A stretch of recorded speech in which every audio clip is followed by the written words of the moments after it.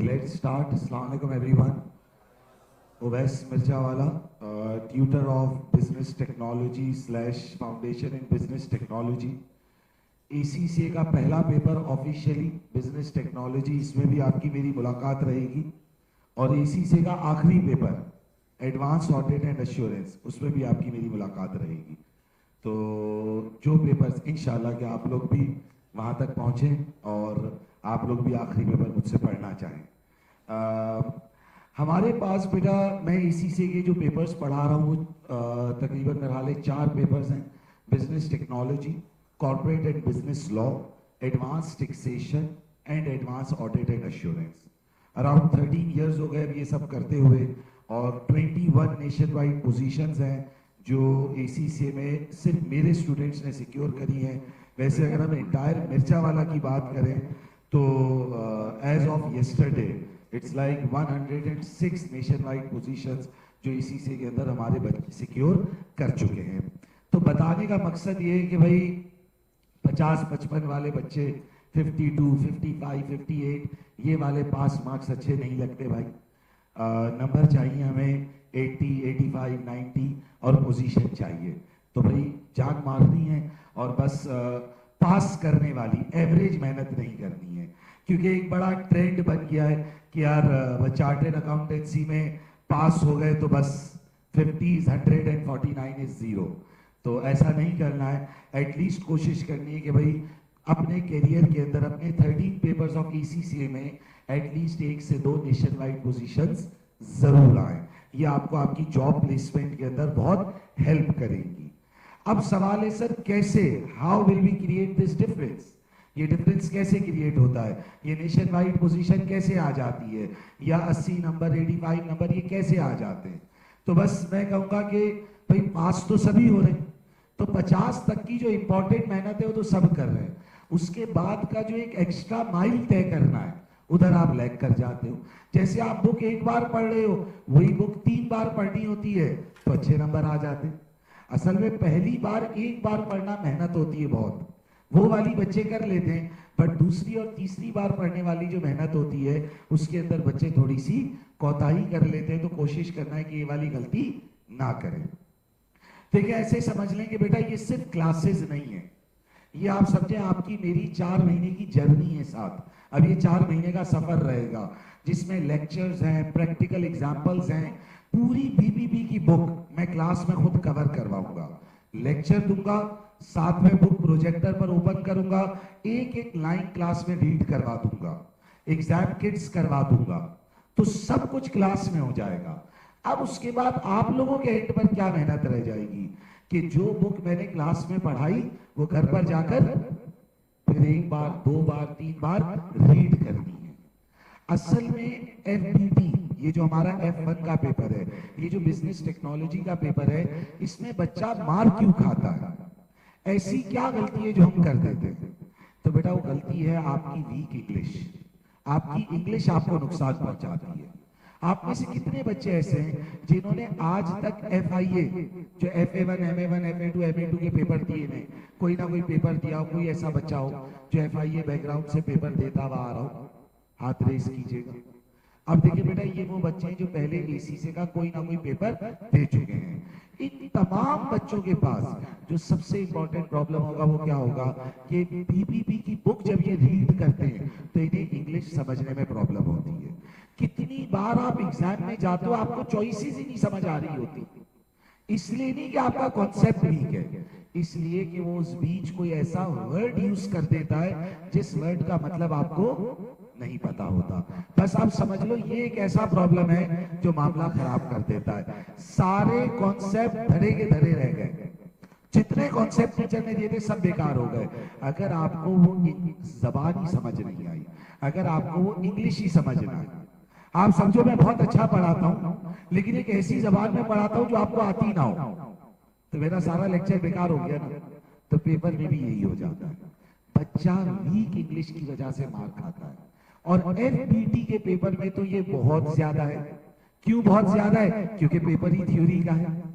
भाई costing financial में तो नंबर घुमा फिरा के तुक्के मार मार के किसी ना किसी तरह आंसर तक पहुंच जाते हैं। यहां ये नहीं होगा। अगर आंसर समझ नहीं आया, सॉरी क्वेश्चन समझ नहीं आया, तो मामला खराब है। अच्छा, क्वेश्चन समझ आ जाता है, 4 चॉइसेस पड़ी, चारों ही एक जैसी लग रही है, ये भी एक बड़ा मसला होता है। भाई आप लोग अपने कॉस्टिंग के जो पेपर देते हो, उसमें कितनी बार थ्योरी का जो सवाल होता है, तो सारी चॉइसेस एक जैसी लग रही होती है, सारी चॉइसेस एक जैसी लग रही होती है, यहां प्रॉब्लम आ जाता है। तो सर अब ये मसला कैसे रिजॉल्व होगा? बेटा बुक रीडिंग, बुक रीडिंग जो आप लोग करने में लेजी हो। ऐसा नहीं है कि आपसे होगी नहीं, आप लेजी हो, बुक पढ़ना शुरू करते हैं, आधा पेज पढ़ा, फिर क्या बोला, अभी पढ़ता हूं, थोड़ी देर यार सो जाता हूं, है थोड़ी देर सोए, फिर उठे, फिर मोबाइल चलाया। ये इसका सल्यूशन क्या है कि मैं क्लास में पूरा लेक्चर दूंगा और क्लास के दौरान मैं बुक क्लास में पढ़वा दूंगा। हाँ, इससे हो सकता है कि थोड़ा सा लेक्चर बोरिंग हो जाए, लेकिन ये मेहनत बहुत इंपॉर्टेंट है। एक बार आपने बुक पढ़ ली, आपको वो अंग्रेजी की पकड़ आ गई, आपका मामला सेट हो जाएगा। सही है भाई?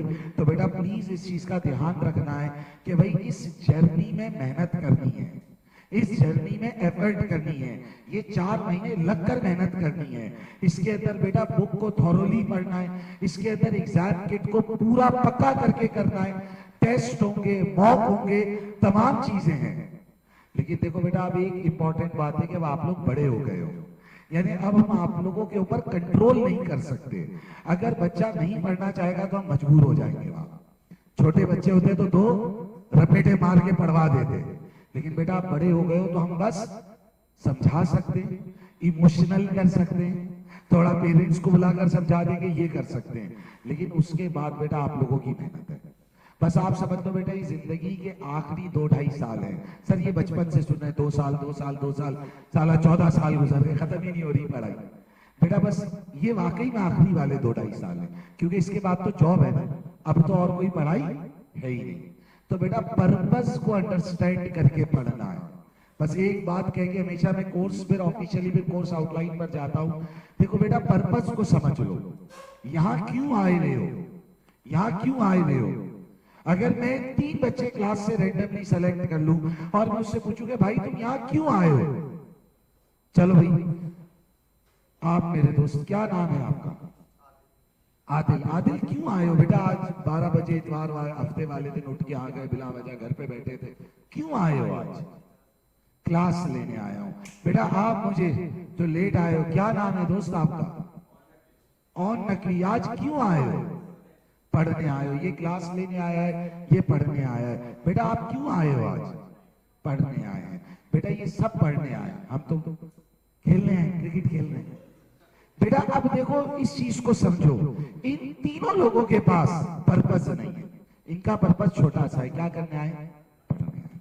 एक मिसाल दे दूं, आज से बहुत अरसा पहले एक स्पीकर के लेक्चर में बैठे थे, बड़ी अच्छी उसने मिसाल दी पर्पस के ऊपर कि शौकत खानम बन रहा था, पाकिस्तान का पहला कैंसर हॉस्पिटल है भाई। 3 मजदूर सुबह 8 बजे रोड पे बैठ के सरिया तोड़ रहे थे। भाई बिल्डिंग बन रही तो सरिये पर वो हथौड़े मारते ना, सुबह 8 बजे से लगे हुए। तो हम एक मजदूर के पास गए, हमने कहा भाई तू क्या कर रहा है? तो उसने क्या जवाब दिया जो इन्होंने दिया, बोला सरिया तोड़ा हूं, नजर नहीं आ रहा, अंधे हो? सॉरी भाई गलती हो गई। दूसरे के पास गए, बोला भाई क्या कर रहे हो? पहले ने क्या बोला था? सरिया तोड़ा हूं। अच्छा तीनों ही एक ही काम कर रहे हैं, तीनों ही सरिया तोड़ रहे हैं, तीनों ही सुबह 8 बजे कंस्ट्रक्शन साइट पर काम कर रहे हैं। पहला क्या बोल रहा है? सरिया तोड़ रहा हूं। दूसरे से पूछा क्या कर रहे हो? बोला साहब सामने वाली बिल्डिंग में बना रहा हूं। तीनों ही मजदूर हैं, तीनों ही दिहाड़ी पर हैं, तीनों ही सरिया तोड़ रहे हैं। पहला क्या बोलता है? सरिया तोड़ रहा हूं। दूसरा क्या बोल रहा है? सामने वाली बिल्डिंग मैं बना रहा हूं। तीसरे से पूछा भाई तू क्या कर रहा है? तो बोला पाकिस्तान का पहला कैंसर हॉस्पिटल शौकत खानम मैं बना रहा हूं। फर्क सिर्फ क्या था? पर्पस का फर्क था। फर्क सिर्फ क्या था? पर्पस का फर्क था। जब तीनों रोज सुबह 6 बजे उठते होंगे तो एक क्या सोचता होगा, यार चल सरिया तोड़ने जाना है। दूसरा क्या सोचता होगा, चल यार बिल्डिंग बनाने जाना है। और तीसरा क्या सोचता होगा कि यार मैं पाकिस्तान का पहला कैंसर हॉस्पिटल मैं खड़े होके बना रहा हूं। पर्पस का फर्क है। बेटा आज के बाद कोई पूछे ना भाई क्या करने आ रहे हो, तो ये नहीं बोलना क्लास लेने जा रहा हूं, ये भी नहीं बोलना इसी से करने जा रहा हूं, क्या बोलना, बोला सीएफओ बनने जा रहा हूं। है 10 साल बाद का यूनिलीवर का सीएफओ अंडर डेवलपमेंट, टोयोटा का सीएफओ अंडर डेवलपमेंट। बेटा जब ये पर्पस दिमाग में होगा तो यकीन करो सुबह उठकर मोटिवेशन होगी जिंदगी में कि यार मैं उस पर्पस को देख रहा हूं। है कभी जाकर यूबीएल के सीएफओ की तनख्वाह सर्च कर लेना, यूबीएल पाकिस्तानी बैंक 1 करोड़ रुपए कैश महीना से ज्यादा टेक होम पे है। इसके अलावा गाड़ियां घर सब कुछ अलग है। कितनी तनख्वाह? 1 करोड़ रुपए कैश, सालाना नहीं महीना, टेक होम पे है। गाड़ी मर्सिडीज, ऑडी, घर, ये सब अलग मिला हुआ होता है। बेटा जब इस मोटिवेशन के साथ सुबह उठकर यकीन करो पढ़ने आओगे ना, तो बेटा फिर ऐसे ही जो आलसी चेहरे होते हैं, मरी हुई लाशें होती हैं, यकीन करो ये फिर नजर नहीं आएगा। सर ये सारी बातें क्यों कर रहे हो? मैं एफबीटी का कोर्स पढ़ने आए हैं। बेटा थोड़ा सा पर्पस को समझ कर चलोगे तो आगे का सफर आसान है, वरना बेटा फिर वही सुस्त क्लासें होंगी, वही डेड बच्चे होंगे, सुबह आने का उनका दिल नहीं होगा। और एक बड़ी इंपॉर्टेंट बीमारी है भी, क्या नाम है उस बीमारी का? बहुत सारे बच्चों को शायद पता भी ना हो, मुझे भी नहीं पता था, मुझे भी 1-2 महीने पहले पता चला। बीमारी बहुत पुरानी है लेकिन है हम सबको, प्रोक्रास्टिनेशन। क्या है ये बीमारी? पता है भाई क्या है ये बीमारी? प्रोक्रास्टिनेशन। वक्त नहीं, सुस्ती नहीं। प्रोक्रास्टिनेशन की डेफिनेशन में लिखा है कि इट इज नॉट लेजीनेस, ये लेजीनेस नहीं है। क्या है प्रोक्रास्टिनेशन? वक्त जाया करने की आदत, ये जानते हुए कि मुझे नुकसान देगी। लेकिन बंदा लेजी नहीं है, बंदा बहुत एक्टिव होगा, लेकिन बस उसमें बीमारी होगी क्या करने की? वक्त जाया करने की। यकीन करो बीमारी आज हम सब में है। फेसबुक खोलते हैं तो वह लगे ही रहते हैं। अच्छा दिल कह रहा है भाई पढ़ ले यार, अब तो है सुबह उठते दिल कह रहा है यार एक चैप्टर पढ़ना है, 2 मिनट सो लो थोड़ा सा। है 12 घंटे सो चुके होते हैं, उसके बाद भी 1 घंटा और सोना है। तो बेटा इन तमाम चीजों से बचकर मोटिवेशन के साथ पढ़ें, क्योंकि देखिए एक इंपॉर्टेंट चीज, ये 2-2.5 साल मेहनत कर लोगे तो आगे के 20-25 साल बहुत आसानी है। ऐसा क्यों बोल रहे हो सर? देखो बेटा एसीसीए तो सभी कर लेंगे, यहां बैठे 100 बच्चे सब कर लेंगे, बस फर्क सिर्फ क्या होगा, कोई 2 साल में कर लेगा और कोई 10 साल तक चलाएगा। यानी कुछ बच्चे आते हैं और जाते हैं, हमें पता नहीं चलता, यूं आए टक टक टक टक पेपर पास किया इसी से कंप्लीट, और कुछ आते हैं तो अपने से लगने लगते हैं, जा ही नहीं रहे होते, एक एक पेपर 4-4 बार पढ़ रहे हैं।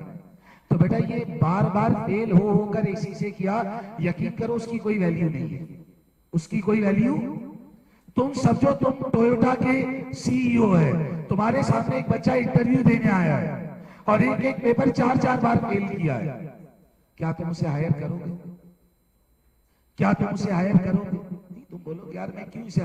बेटा मार्केट में कंपटीशन है, वी नीड गुड किड्स, हमें अच्छे बच्चे चाहिए भाई, कचरा किसी को नहीं चाहिए। तो सर ये जो फेल होकर करेगा क्या इसे जॉब नहीं मिलेगी? बिल्कुल मिलेगी, जॉब बहुत है, लेकिन डिजायर्ड जॉब नहीं मिलेगी। सिंपल बात कह दूं, 2 लोगों ने एमबीबीएस किया, एक आगा खान हॉस्पिटल में ट्रेनिंग ले रहा है, एक आगा खान हॉस्पिटल में ट्रेनिंग ले रहा है और एक रब मेडिकल में ट्रेनिंग ले रहा है। क्या ये दोनों कभी बराबर हो सकते हैं? बस इतनी बात बेटा अगर समझ आती है तो बेटा फिर आज से पढ़ना शुरू कर दो। माजी में जो भी गुनाह किए एसीसी का उससे कोई ताल्लुक नहीं है। एसीसी की खास बात यह है कि फेलियर पास सब आज के दिन बराबर है, लेकिन आज के बाद 2 साल में डिफरेंस क्रिएट हो जाएगा। ओके सो बेटा मोटिवेशन के साथ स्टार्ट करते हैं बेटा कोर्स। बेटा हमारा कोर्स बेटा बिजनेस टेक्नोलॉजी का। सर इस कोर्स के अंदर बेटा इस कोर्स के अंदर हमारे पास क्या क्या कंपोनेंट्स हैं, इस कोर्स के अंदर हमारे पास क्या क्या कंपोनेंट्स हैं, यानी वो कौन से की एरियाज हैं जो हम पढ़ेंगे।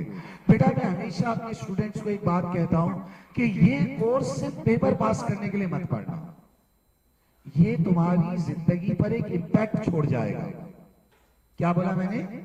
ये तुम्हारी जिंदगी पर एक इंपैक्ट छोड़ जाएगा, क्योंकि इसमें है बातें कि how to become a leader, how to become a leader, what is motivation, how to hire an employee, how to train an employee, what is performance appraisal, how to do communication. ये सारी बातें इस chapter में, subject में है। तो बेटा ये सब्जेक्ट सिर्फ पास करने के लिए, यकीन करो सिर्फ पोजीशन लाने के लिए भी नहीं पढ़ना। ये सब्जेक्ट पढ़ोगे दिल से तो ये तुम्हारी लाइफ पर क्या छोड़ेगा, एक इम्पैक्ट छोड़ेगा। यानी हर रोज घर जाने के बाद तुम्हें लगेगा कि यार मेरे में कुछ ना कुछ इंप्रूवमेंट आ रही है, मैं कुछ सीख कर जा रहा हूं। ओके बेटा, इस सब्जेक्ट के अंदर हमारे पास 3 मेजर एरियाज हैं। बेटा एक मेजर एरिया है एचआर, ह्यूमन रिसोर्स। बेटा एक मेजर एरिया है ह्यूमन रिसोर्स, एचआर। बेटा दूसरा मेजर एरिया हमारे पास है ऑडिट एंड गवर्नेंस। और बेटा तीसरा मेजर एरिया है इकोनॉमिक्स। बेटा 3 मेजर एरिया है इस कोर्स में, HR, human resource, number 2 is audit and governance, and the third one is economics. तो सर इस सब में टेक्नोलॉजी का है, इन सब के अंदर टेक्नोलॉजी यूज पर बात होगी, इन सब के अंदर टेक्नोलॉजी यूज पर बात होगी। बेटा कोर्स का जो सबसे बड़ा एरिया है वो HR है। कोर्स का जो सबसे बड़ा एरिया है वो HR है। तकरीबन 11-12 चैप्टर्स हैं HR के अंदर। और आप समझ लो अगर 4 महीने तक हमारा कोर्स चलेगा तो 2.5 महीने 3 महीने सिर्फ HR पर बात होगी। फिर उसके बाद ऑडिट एंड गवर्नेंस, और फिर उसके बाद economics, micro economics, macro economics, इन तमाम चीजों पर बात होगी। ओके, अगर हम एक थोड़ा सा ब्रीफ ओवरव्यू लेना शुरू करें, जाहिर है आज पूरा का पूरा कोर्स तो डिस्कस नहीं कर सकते। अगर एक ब्रीफ डिस्कशन करें कि हमारे कोर्स में क्या चैप्टर्स हैं, हमारा एग्जाम का क्या स्ट्रक्चर है, हम किस तरह से पढ़ेंगे, तो बेटा हमारे पास अगर मैं चैप्टर्स को ब्रेक डाउन करना शुरू करूं तो सबसे पहले मैं HR के चैप्टर्स ब्रेक डाउन कर रहा हूं। बेटा हमारे पास सबसे पहला चैप्टर होगा मोटिवेशन। ऐसे ही सवाल कर लेता हूं भाई आप लोगों से, पढ़ा नहीं रहा, शुरू नेक्स्ट क्लास से करूंगा। मोटिवेशन क्या होता है, ऐसे ही एक सवाल कोई बच्चा मुझे बताना चाहे। जी बेटा आप मोबाइल चला रहे हो, बेटा मोटिवेशन क्या होता है? सिर्फ पढ़ने के लिए मोटिवेशन चाहिए बेटा?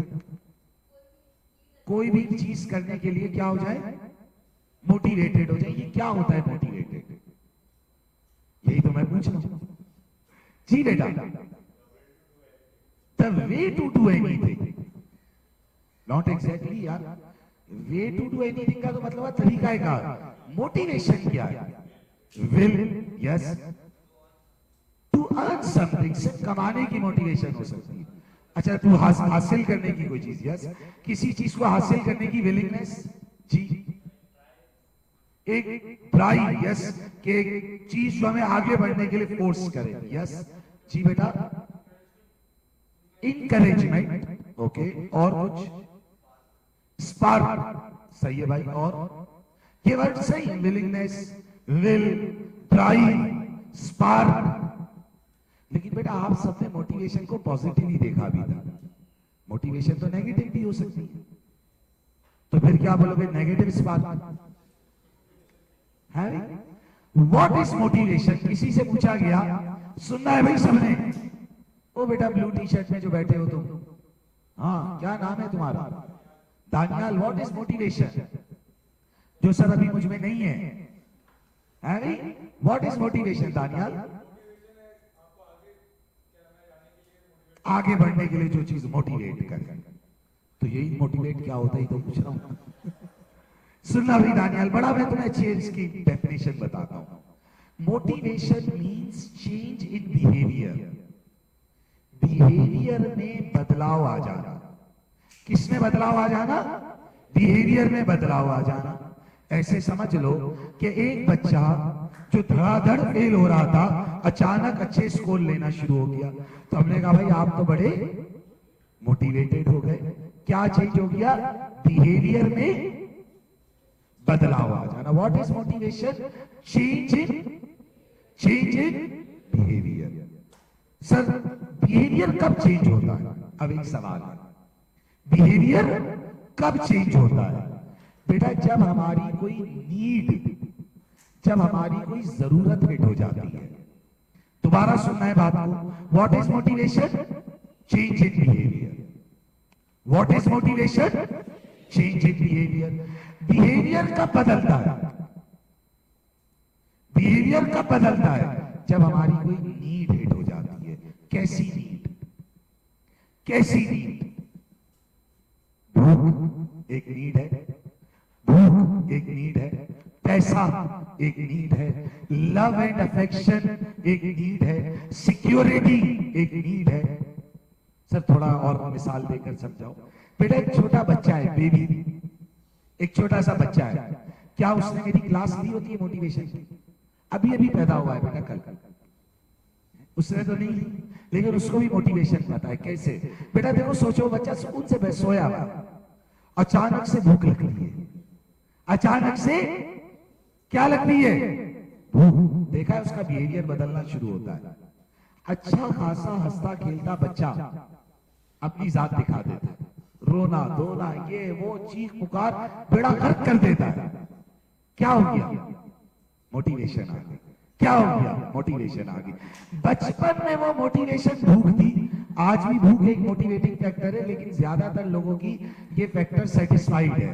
तो आज आप लोगों को क्या चीज मोटिवेट करती है भाई? आज आप लोगों को क्या चीज मोटिवेट करती है? बेटा आज आपके एज ग्रुप में लव एंड अफेक्शन, रिलेशनशिप ये बड़ी इंपॉर्टेंट नीड है। तो भाई किसी ने कह दिया कि तू अच्छे नंबर ला के दिखा, फिर मैं बात करूंगी। लग गया भाई पढ़ने, है भाई, लग गया पढ़ने, आ जाता है बिहेवियर में चेंज।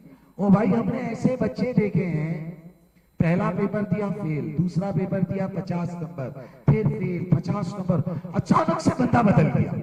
ओ भाई वही बच्चा 98, 96, 94, अरे सब हैरान है भाई क्या हो गया? तो बेटा मसला ये कि आज इसके बिहेवियर में बदलाव आ गया। आज इसके बिहेवियर में क्यों आ गया बदलाव? Just give it a thought. क्यों आ गया बदलाव? क्योंकि आज उसकी नीड हिट हो गई कोई ना कोई। बेटा नीड में ईगो भी है। किसी ने कह दिया तुमसे ना हो पाएगा, लड़के ने कहा साला अब तो करके बताता हूं, देखो अब लग गया मेहनत करने, क्या हिट हो गई? नीड। तो नीड क्या है?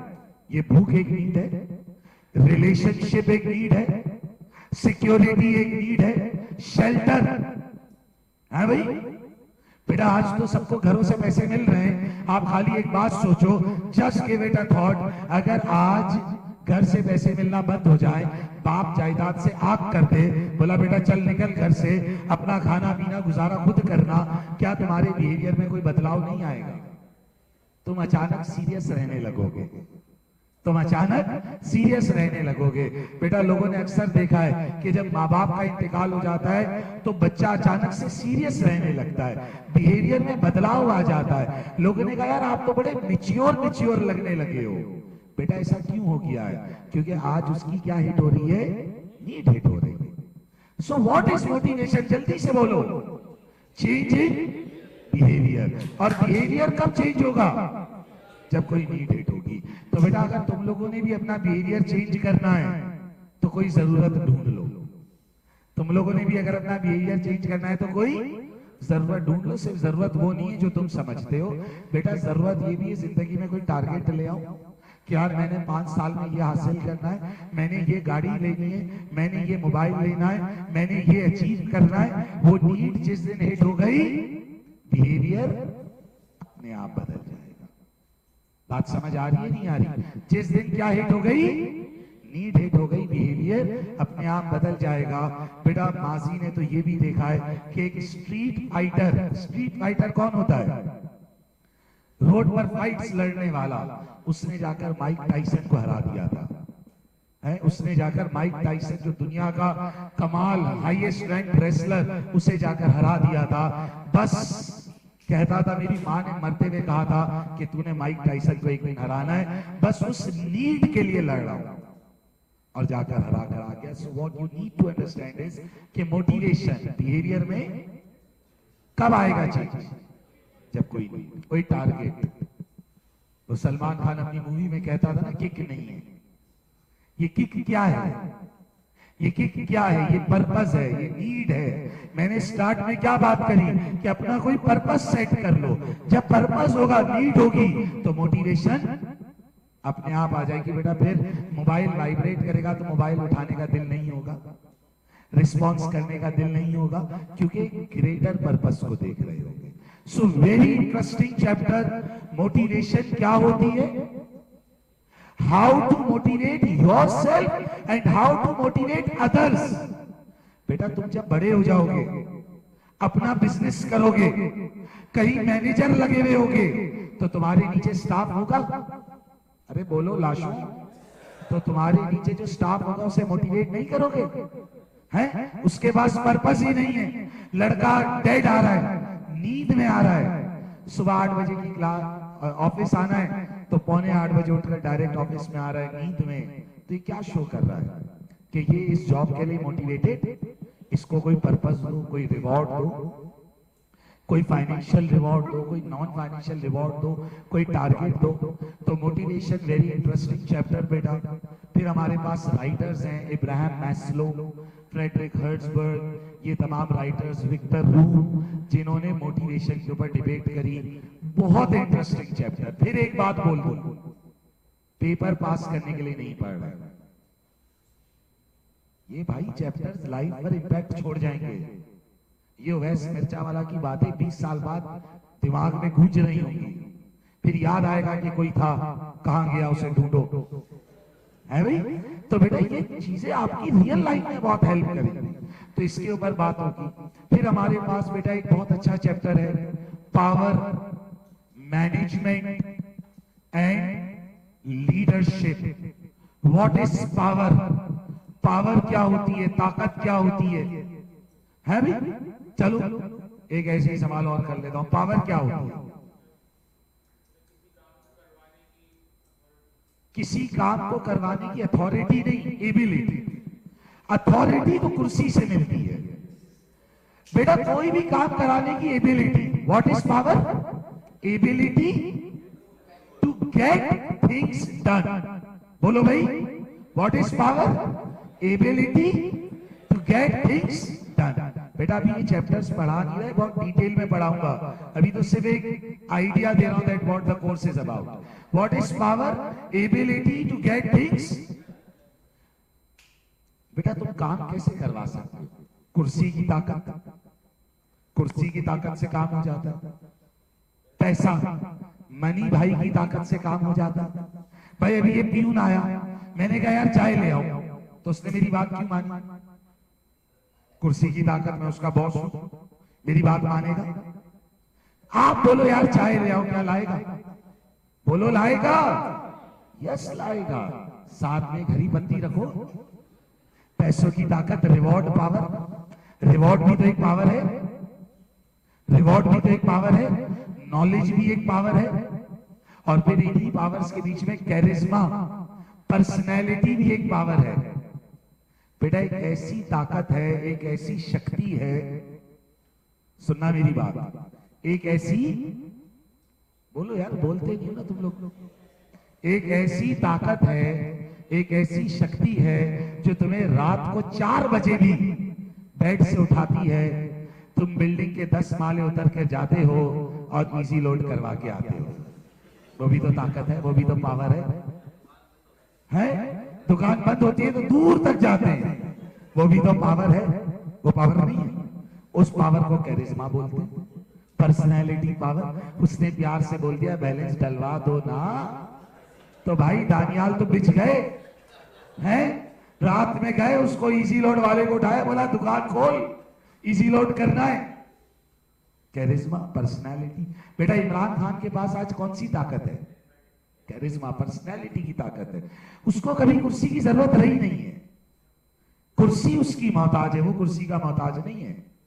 कुर्सी पर बैठा हुआ बंदा आज शहबाज शरीफ जलसा बुला ले, लोगों को बुला ले, और उसी के बराबर में इमरान खान अपना जलसा बुला ले, ये बिना कुर्सी के उससे ज्यादा बंदे जमा कर देगा। हम सबको पता है इसने पिछले 4 साल में कुछ नहीं किया, हम सबको पता है। खैर कराची के लिए तो कुछ भी नहीं किया ना। आज कराची में जलसा अनाउंस कर दे, लोग भर जाएंगे। क्यों? बस दिल में से आवाज आती, यार अगर कोई कर सकता है तो ये कुछ कर सकता है। कैरिस्मा, पर्सनैलिटी, ये भी एक ताकत है। जैसे पैसा एक ताकत है, जैसे पोजीशन एक ताकत है, ऐसे ही पर्सनैलिटी, कैरिस्मा, ये भी एक ताकत है, और ये बहुत बड़ी ताकत है भाई। इसी तरह कोर्सिव पावर, डराकर, धमकी देकर। आज भाई भी अपना जलसा बुलाएं, लोग आएंगे। आज भाई भी अपना जलसा बुला ले, लोग आएंगे। क्यों? क्योंकि जो नहीं आएंगे तो हम आ जाएंगे।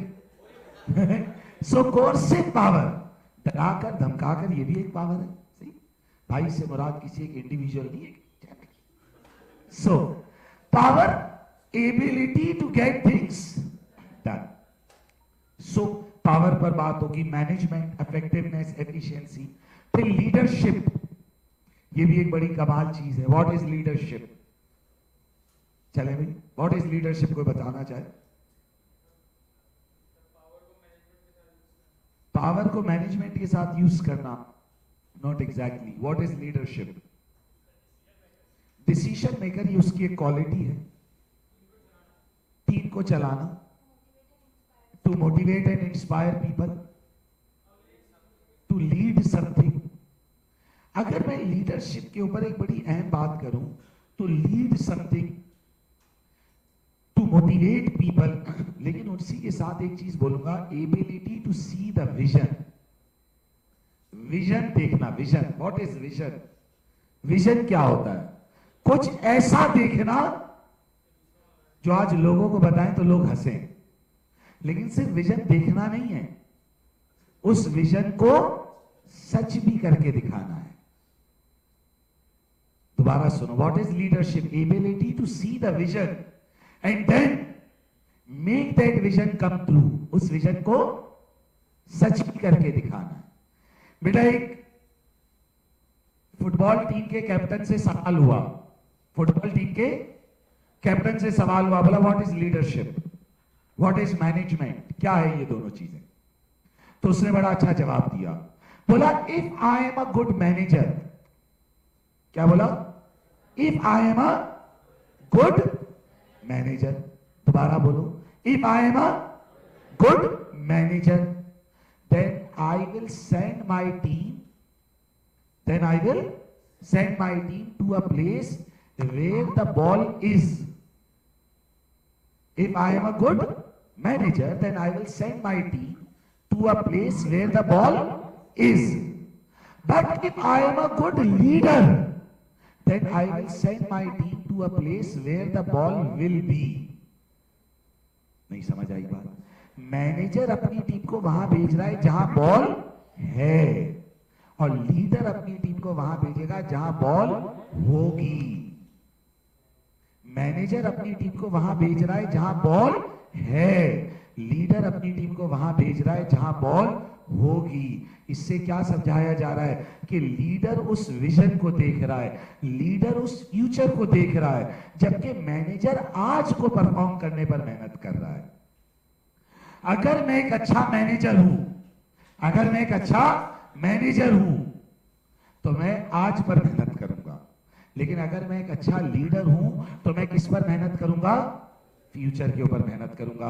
बेटा, ये जो हमारी क्लास में आप कैमरा देख रहे हो, ये जो रिकॉर्डिंग हो रही है, दुनिया समझती है हमने कोरोना वायरस में शुरू किया है, जबकि ये मेरा विजन था कोरोना वायरस से भी 5-8 साल पुराना, कि मेरी क्लास में रिकॉर्डिंग होनी चाहिए ताकि जिस बच्चे की क्लास मिस हो जाए वो नीचे जाए और लाइब्रेरी में क्लास सुन ले। खैर, विजन तो 8 साल पुराना था। इंप्लीमेंट करते करते करते करते कोविड से तकरीबन 1.5 साल पहले हम कैमरे लगा चुके थे, हम इस चीज को एडॉप्ट कर चुके थे। तो फिर जब कोरोना वायरस आया और जब लॉकडाउन लगा, तो हमारे इंस्टीट्यूट में शायद एक क्लास भी जाया नहीं हुई होगी, क्योंकि हम इस चीज के लिए पहले से तैयार थे। हम तो ये चीजें पहले से कर रहे थे, रिकॉर्डिंग्स करना, लाइव पढ़ाना, ऑनलाइन पढ़ाना। उस विजन को देखना। कोविड तो एक अनहोनी थी, हमें नहीं पता था कि कोविड आ जाएगा, लेकिन हमें यह जरूर पता था कि मुस्तकबिल में बच्चा क्लास में आकर नहीं पढ़ेगा। मुस्तकबिल में बच्चा क्या प्रेफर करेगा कि मैं ऑनलाइन पढ़ लूं। और ये आज आप मुझसे लिखवा लो, आज 100 बच्चे हैं बेटा, एक महीने बाद 25 बच्चे क्लास लेने आएंगे बस, बाकी 75 बच्चे क्या करेंगे? घर पर बैठकर पढ़ लेंगे। और लॉजिकली घर पर बैठकर पढ़ने में कोई बुराई नहीं, यही लेक्चर घर पे बैठकर सुन लो, वैसे भी तुम लोग को कोई सवाल नहीं होता, क्योंकि मैं पढ़ाता ही इतना कमाल हूं, या आप लोग सुस्त बैठे होते हो। बट अगर कभी कोई सवाल हो भी गया तो व्हाट्सएप करके पूछ लिया। यार आप सोचो, इफेक्टिवली एक क्लास में आप कितने सवाल कर लेते हो? अगर एक प्रोबेबिलिटी निकाल लो, एक सवाल करते हो तो एक सवाल बच्चा व्हाट्सएप करके पूछ लेता है, बाकी घर पे पढ़ लेता है। तो टाइम कितना बचता है? आने जाने का टाइम। फिर अभी 12 बजे तो आप लोग की सुबह ही नहीं हुई होती, आप लोग की सुबह तो शाम को 6 बजे होती है। फिर रात में जागते हैं बच्चे, तो कितने बच्चे रात में बैठकर पढ़ लेते हैं। फिर एक साथ 4-4 लेक्चर पढ़ लिए जब मूड में है। तो ये फ्यूचर हमने कोविड से पहले देख लिया था कि ये होने वाला है। क्योंकि बेटा लोग अब सिनेमा में जाना पसंद नहीं करते, बेड पर बैठकर नेटफ्लिक्स देख लेना पसंद करते हैं। सिनेमा में ज्यादा मजा आता है, लेकिन बंदा क्या सोचता है, यार अभी गाड़ी स्टार्ट करूं, सिनेमा तक जाऊं, फिर पार्किंग करूं, फिर टिकट लूं, फिर सीट पे बैठ के मूवी देखूं, फिर उधर भी फंसावा क्या हूं कि यार अभी दिल नहीं हो रहा, या कुछ है तो उठ के जाऊं तो मूवी आगे निकल जाएगी, इससे अच्छा नेटफ्लिक्स की सब्सक्रिप्शन लूं और घर पर बैठकर देख लूं। बेटा ये विजन नेटफ्लिक्स कोविड में तो नहीं बना, लेकिन कोविड में प्रॉस्पर कर गया। बट नेटफ्लिक्स ने ये विजन पहले ही देख लिया था कि दुनिया में ये होने वाला है। So what is leadership? Ability to see that vision. और सिर्फ उस विजन को देखना नहीं है, उस विजन को सच भी करना है। सो मोटिवेशन पर बात होगी, पावर मैनेजमेंट एंड लीडरशिप पर बात होगी। फिर बेटा एक चैप्टर आएगा हमारे पास, ट्रेनिंग एंड डेवलपमेंट, कि हाउ टू ट्रेन पीपल। बेटा आप में से कुछ लोग होंगे जिन्हें बुक पढ़ने में बहुत मजा आता है, उन्हें हम कहते हैं थ्योरिस्ट। कुछ होंगे जिन्हें एक्टिविटीज करने में बहुत मजा आता होगा, है भी, उन्हें हम कहते हैं एक्टिविस्ट। कुछ होंगे जो देखकर सीख जाते हैं, उन्हें हम कहते हैं रिफ्लेक्टर। और कुछ होते हैं जो रियल लाइफ में करके सीखते हैं, इसे कहते हैं पैरागैमेटिस्ट। एक राइटर गुजरा, हनी एंड मम्फर्ड, बोलता क्या है कि ये क्लास भरकर पढ़ाना बिल्कुल गलत है। हनी एंड मम्फर्ड क्या बोलता है? ये क्लास भरकर पढ़ाना बिल्कुल गलत है, क्योंकि इसमें से कुछ बच्चे थ्योरिस्ट हैं, इसमें से कुछ बच्चे। What is theorist? थ्योरिस्ट कौन होता है? बोलो, थ्योरिस्ट कौन होता है? जो पढ़कर सीखता है।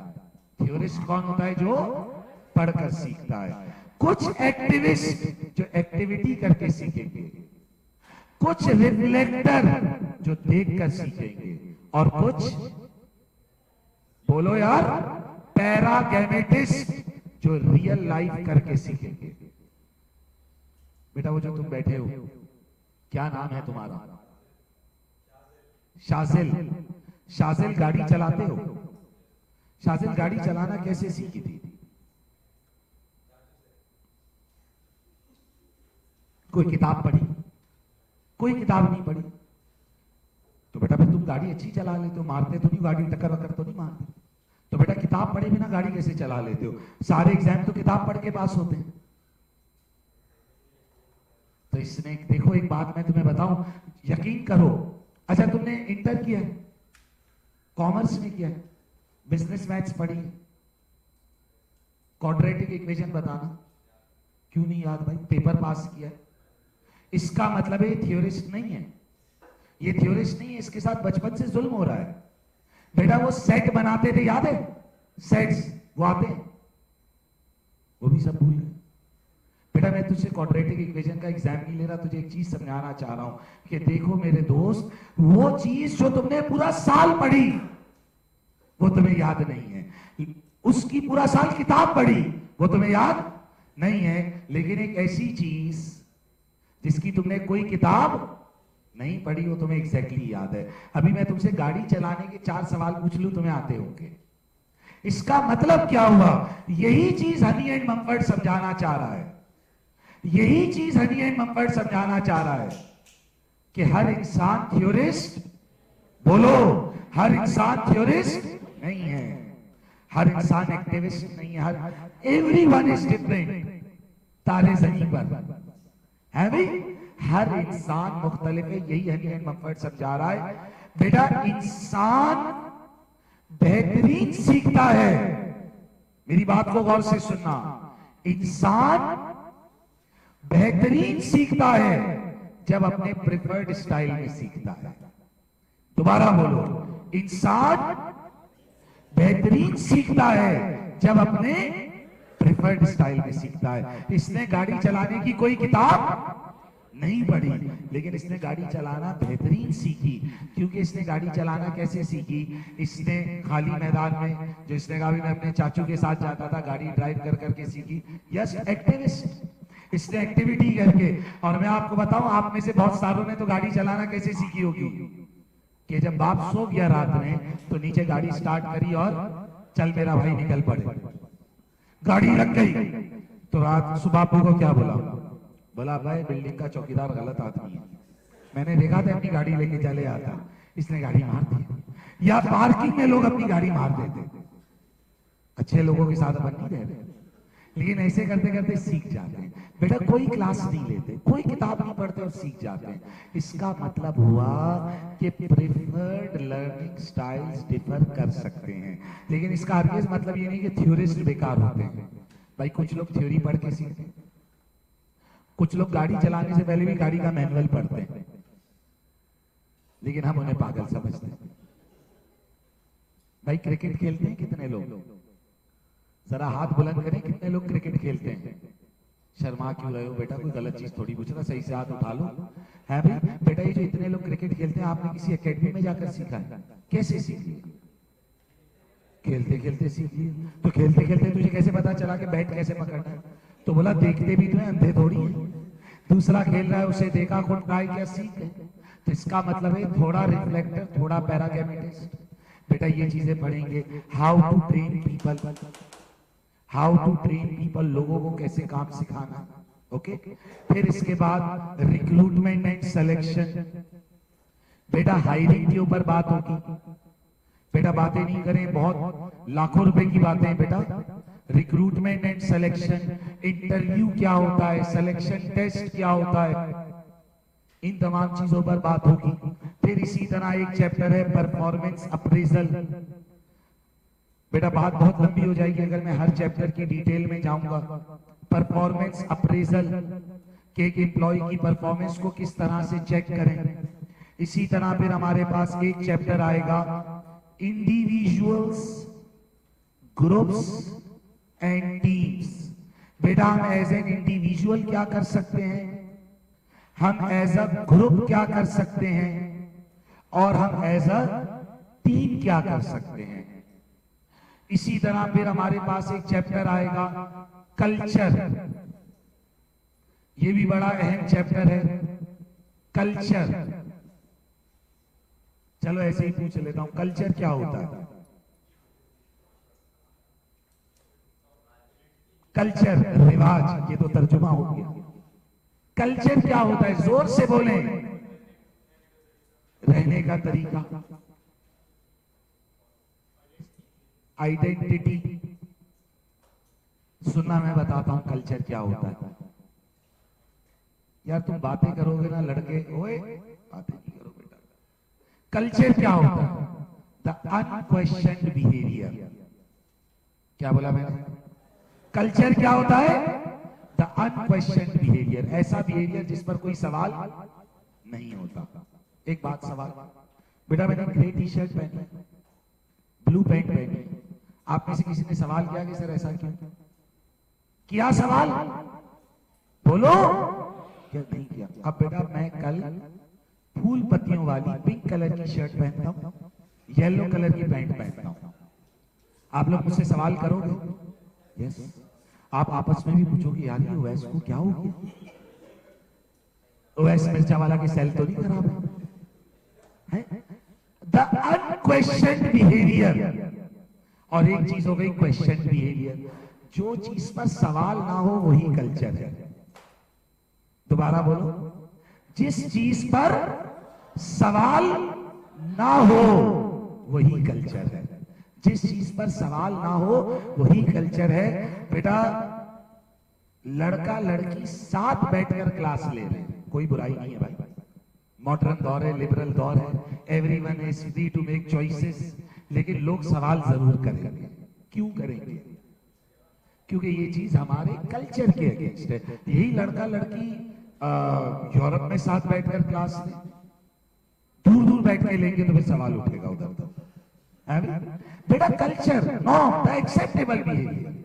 What you need to understand, इसके कुछ चीजें कल्चर का हिस्सा है भाई। अक्सर लोगों का एक क्लेम होता है कि भाई पाकिस्तान में देखो यार, सारे मर्द बेकार हैं, ये कैसे हैं, ये हर चीज पर सवाल क्यों उठा रहे हैं। ऐसा culture no, that question behaviour. हर जगह का एक कल्चर है। आप यूरोप में चले जाओ, कोई शॉर्ट्स पहनकर भी घूम रहा है, इट्स नॉर्मल, इट्स नॉर्मल। उधर कोई भाई तुम शॉर्ट्स पहन के क्यों आए? अपने कराची में कोई लड़की शॉर्ट्स पहनकर आ जाए, सारे भाई बोलेंगे यार ये क्या, यार ये तो गलत बात है, मिर्चा वाला का तो माहौल खराब है, यहाँ अपने बच्चों को पढ़ने नहीं भेजना, ये वो सवाल उठना शुरू हो जाएंगे। Culture, the unquestioned behaviour. अब ये कल्चर 50 चीजों पर अप्लाई होता है। ये कल्चर 50 चीजों पर अप्लाई होता है। बेटा, जैसे कराची में शादी दिन में होती है, रात में होती है? रात में होती है। अपने यहाँ कोई शादी की दावत सुबह के वक्त है? एक मिनट रुकिएगा, अजान हो रही है।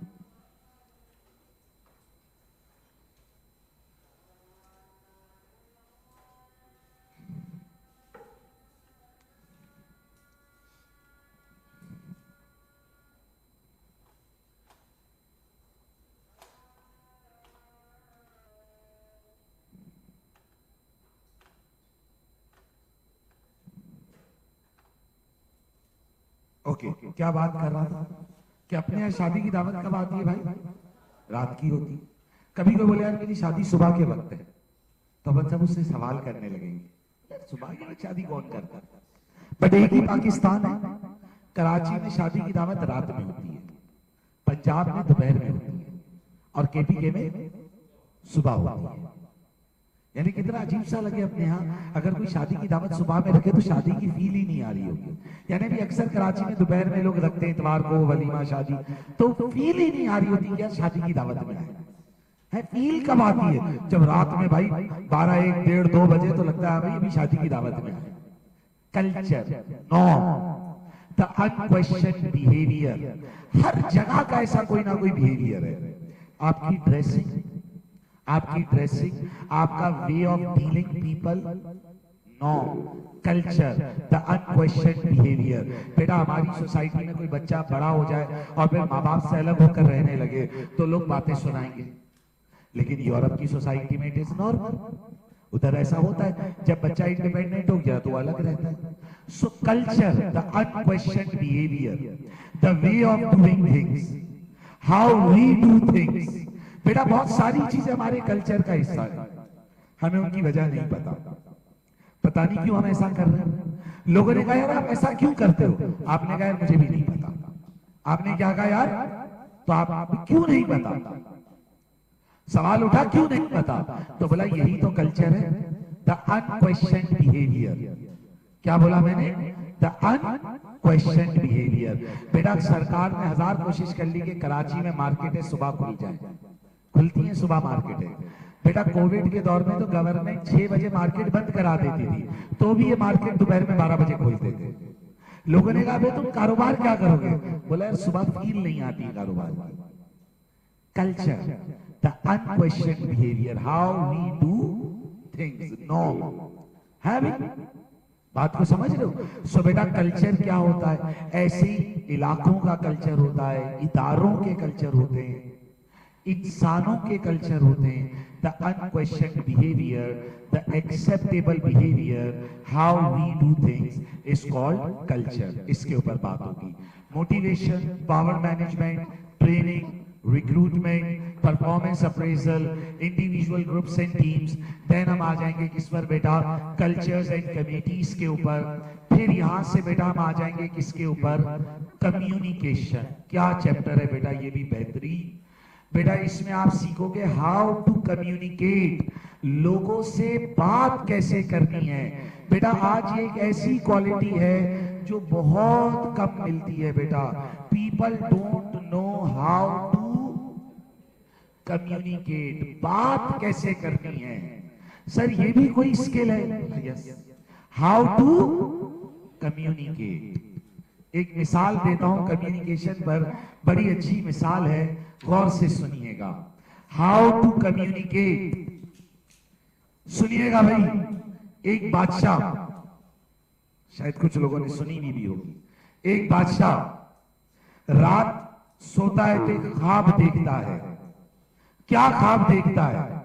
कि उसके सारे दांत टूट गए हैं। क्या देखता है? ख्वाब देखता है कि सारे दांत, ख्वाब माने ठीक, सुबह होता है दांतों को हाथ लगाता है सारे, बोला चल कोई टेंशन नहीं, ऐसी गंदा ख्वाब था। अगली रात फिर सोता है, फिर क्या देखता है ख्वाब में? किसी ने सारे दांत तोड़ दिए। फिर सुबह उठता है, हाथ लगाता है, बोला हाँ सारे दांत हैं। तीसरी रात फिर ये ख्वाब, चौथी रात, 5, 8, 10 रातों तक मुसलसल एक ही ख्वाब देख रहा है। क्या? कि कोई आता है उसके सारे दांत तोड़ देता है। परेशान हुआ, ज्योतिष को बुलाया। ज्योतिष, ज्योतिष कौन होता है? द प्रिडिक्टर, ख्वाब का हाल बताने वाला। ओ भाई तू मेरी बात नहीं सुन रहा, सुनो भाई। नहीं बेटा इतने स्मार्ट नहीं है। दुनिया में 2 या 3% लोग हैं जो डुअल टास्किंग कर सकते हैं। यकीन करो हम में से कोई भी नहीं होगा वो यहाँ दुनिया में। 2-3%। तो सुने, एक चीज पर फोकस करें। क्या ख्वाब देख रहा है बादशाह? दांत टूट जाते और 10 रातों तक देखे जा रहे, परेशान। ज्योतिष को बुलाया, बोला यार मेरे दांत कोई तोड़ देता है, समझ नहीं आ रहा, रोज तोड़ रहा है, दांत होते ख्वाब में टूट जाते हैं। ज्योतिष ने कहा सर ये बहुत गंदा ख्वाब है, मैं इसकी ताबीर नहीं बता सकता। बादशाह ने कहा बता बेटा वरना अभी जेल में डालता हूं। बोला सर इसका मतलब ये है कि आपके सामने कोई आपके पूरे खानदान को कत्ल कर देगा। अरे बादशाह का तो मूड ऑफ, गुस्सा आ गया। बोला क्या बोला, दोबारा बोल। बोला बादशाह आपके सामने कोई आपके पूरे खानदान को कत्ल कर देगा। बादशाह ने कहा इसी को कत्ल करो पहले। अरे इसने कहा मेरा क्या कसूर, ख्वाब तुम्हारा देख तुम रहे हो, मैं तो प्रेडिक्शन दे रहा हूं। बोला तूने उल्टी बात करी कैसे? बोला दूसरा ज्योतिष लाओ। इसको डाल दिया जेल में, बोला कल इसे मारेंगे।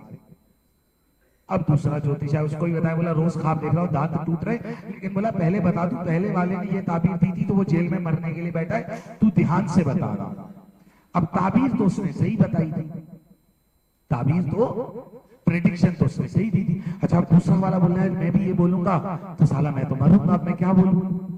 सोचता है सोचता है सोचता है, ये क्या बोलता है? बोला बादशाह सलामत आपने बहुत बेहतरीन ख्वाब देखा है। अरे बादशाह ने कहा वो कहता है बेकार ख्वाब, तू कहता है बहुत बेहतरीन ख्वाब। बोला सर वो पागल है, मैं आपने बहुत बेहतरीन ख्वाब देखा है, इसकी ताबीर ये है कि आपकी जिंदगी आपके खानदान में सबसे लंबी होगी। नहीं समझ आई बात? आपकी जिंदगी आपके खानदान में सबसे लंबी होगी। बात इसने भी वही करी है, जब इसकी जिंदगी सबसे लंबी होगी तो इफेक्टिवली इसका पूरा खानदान मरेगा। सिर्फ इसने क्या बदल दिए? क्या बदल दिए? अल्फाज। बस यही कम्युनिकेशन है, अल्फाजों का चुनाव। मेरी बात गौर से सुनना, अल्फाजों का भी रहने दो बेटा, अल्फाजों का चुनाव, द सिलेक्शन ऑफ वर्ड्स। पहले ने क्या बोला था? आपके सामने आपका पूरा खानदान मरेगा। दूसरे ने अल्फाज बदल दिए। क्या अल्फाज कर दिए? बोला बादशाह सलामत आपकी जिंदगी सबसे लंबी होगी। तो इफेक्टिवली बात उसने भी वही करी, अल्फाज बदल दिए। वो जेल में पड़ा था, बादशाह ने कहा इसे तोहफे दो। इसने क्या खूब ताबीर बताई है। Communication, it is so important बेटा। आज हम लोगों के पास सिलेक्शन ऑफ वर्ड्स ही तो नहीं है, सबसे ज्यादा लड़ाई और सबसे ज्यादा डिस्प्यूट की वजह क्या है? हम अल्फाज सही नहीं चुनते बेटा मैं आपको बताऊं कितनी बार ऐसा होता है बोर्ड पे लिखते हुए स्पेलिंग एरर कर देते हैं। कितनी बार ऐसा होता है बोर्ड पे लिखते हुए स्पेलिंग एरर कर देते हैं। दो तरीके हैं, एक बच्चा सर सर सर आपने गलत लिख दिया है, दूसरा बच्चा सर प्लीज ये लाइन रीड कर दीजिए, मुझे पढ़ने में नहीं आ रही, मुझे समझ नहीं आ रही। दोनों ने एक ही बात बोली है बट अल्फाज अलग अलग सेलेक्ट किए हैं। Communication, how to communicate effectively. बेटा इफेक्टिव कम्युनिकेशन आज एक ऐसा स्किल है, यकीन करो, जिसकी इस दुनिया में कमी हो गई, शहर में नहीं इस दुनिया में कमी हो गई है कि लोग इफेक्टिव कम्युनिकेशन नहीं करते, या फिर बात करते तो बात को गोलमोल कर देते हैं, कंफ्यूजिंग कर देते हैं। ओके, तो कम्युनिकेशन, पर्सनल इफेक्टिवनेस, बेटा ये सब हमारी एचआर के ऊपर डिस्कशन होगी। यकीन करो एक एक चैप्टर ऐसा होगा जो डूब डूब कर पढ़ोगे बेटा, इसके अंदर मजा आएगा पढ़ने में। इसमें ऐसी बातें होंगी, प्रैक्टिकल बातें होंगी। हाँ, थ्योरी का पेपर है तो थोड़ा बोरिंग होगा भाई, थ्योरी का पेपर है तो थोड़ा बोरिंग होगा, लेकिन अगर तुम इन्वॉल्व होकर पढ़ोगे, इंटरेस्ट लेकर पढ़ोगे तो मजा आएगा, समझने में चीजों को एंजॉय करोगे। फिर यहां से बेटा हम आ जाएंगे ऑर्गेनाइजेशन के ऊपर, कि एक इदारा क्या होता है, एक इदारा कैसे बनता है, ये सब एचआर की बातें होंगी। एक इदारा क्या होता है, उसके स्टेक होल्डर्स कौन होते हैं, एक इदारे में किन किन लोगों का इंटरेस्ट होता है। फिर इसी तरह स्ट्रेटेजी क्या होती है ऑर्गेनाइजेशन की, ऑर्गेनाइजेशन की स्ट्रेटेजी और ऑर्गेनाइजेशन का स्ट्रक्चर क्या होता है, इदारे के अंदर स्ट्रेटेजी क्या कैसे बनती है, इदारे का स्ट्रक्चर क्या होता है। फिर इसी तरह बेटा जब हम आगे बढ़ेंगे तो हमारे पास डिस्कशन आएगी एथिक्स, इखलाकियात क्या होती हैं, मॉरल वैल्यूज जो हम कहीं दूर छोड़ आए हैं, ethics, moral values. Okay, so सबसे पहले motivation, power management, leadership, training and development, recruitment and selection, employee का परफॉर्मेंस अप्रेजल, इंडिविजुअल अगर अकेले काम करेंगे या as a group and team काम करेंगे तो क्या फर्क पड़ेगा, कल्चर क्या होता है, कम्युनिकेशन क्या होती है, ऑर्गेनाइजेशन, स्टेक होल्डर्स, इदारे में किन लोगों का स्टेक है, ऑर्गेनाइजेशन स्टेक होल्डर्स क्या होते हैं, स्ट्रेटेजी कैसे बनती है, स्ट्रक्चर क्या है इदारे का, एथिक्स। ये कर लिया तो बेटा हम बोलेंगे कि हमारा एचआर हो गया। 11 चैप्टर्स हैं तकरीबन, आप समझ लो एक एक चैप्टर करने के अंदर 1 हफ्ता लगेगा, 1 से 1.5 हफ्ता पर चैप्टर लगता है, सही। फिर इसके बाद यहां से हम आएंगे किस पर, ऑडिट एंड गवर्नेंस पर। बेटा ये कोर्स का एक डिफरेंट फ्लेवर होगा, बिल्कुल एक अलग तरह की बात शुरू होगी, जिसके अंदर आप पढ़ोगे कि फ्रॉड क्या होता है, फ्रॉड क्या होता है भी, फ्रॉड होता कैसे, व्हाट इज फ्रॉड, फ्रॉड की क्या टाइप्स होती हैं। दुनिया में जो बड़े बड़े फ्रॉड हुए, पाकिस्तान में फ्रॉड हुआ था डबल शाह का, एक बंदा था बोलता था डबल कर दूंगा पैसे, फैसलाबाद का फ्रॉड था, लोग समझते हैं मजाक है। डबल शाह का फ्रॉड जो वो हेरा फेरी मूवी में दिखाया था, कौन सी वो लक्ष्मी चिट स्कीम है, याद है, 21 दिन में पैसा डबल, लोग समझते हैं मजाक है। बेटा दुनिया का सबसे बड़ा फ्रॉड एक अकेले इंसान ने जो किया, दुनिया का सबसे बड़ा फ्रॉड किसने किया, एक अकेले इंसान ने किया, मैडॉफ, $8 अरब अकेले ने फ्रॉड किया था। लोगों को ये लक्ष्मी चिट स्कीम जैसी स्कीम देता था कि आपके रिटर्न्स डबल कर दूंगा।